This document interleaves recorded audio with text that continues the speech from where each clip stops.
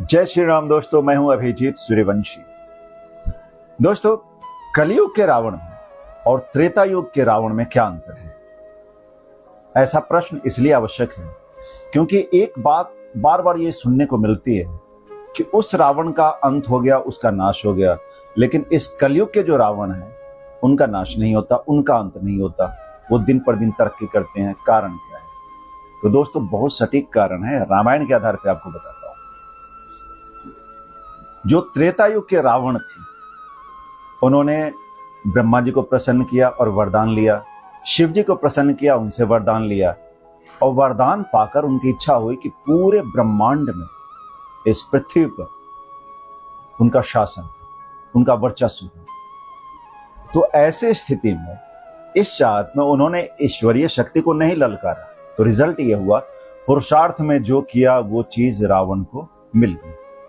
लेकिन जब धीरे धीरे रावण का ईगो बढ़ता गया, अहंकार बढ़ता गया, तो एक दिन ऐसा भी आया कि जब उसने सीधे सीधे ईश्वरीय शक्ति से टकराना शुरू किया, ईश्वरीय शक्ति को चैलेंज करना शुरू किया।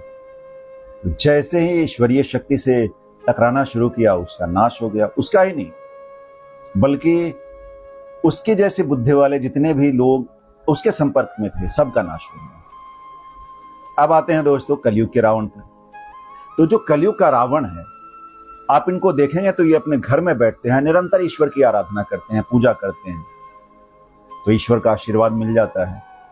और वहीं बाहर में ये किसी व्यक्ति को तंग करते हैं, उसे सताते हैं। तो यहां तक तो उन्होंने ईश्वरीय शक्ति को ललकारा नहीं है, तो यहां पर वो बच जाते हैं।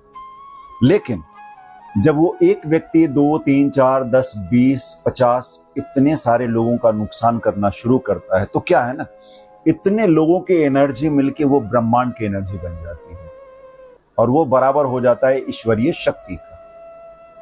यानी कलयुग का रावण ऐसे स्थिति में ईश्वरीय शक्ति से टकराने लगता है। तो ऐसे स्थिति में कलयुग के रावण का भी अंत हो जाता है।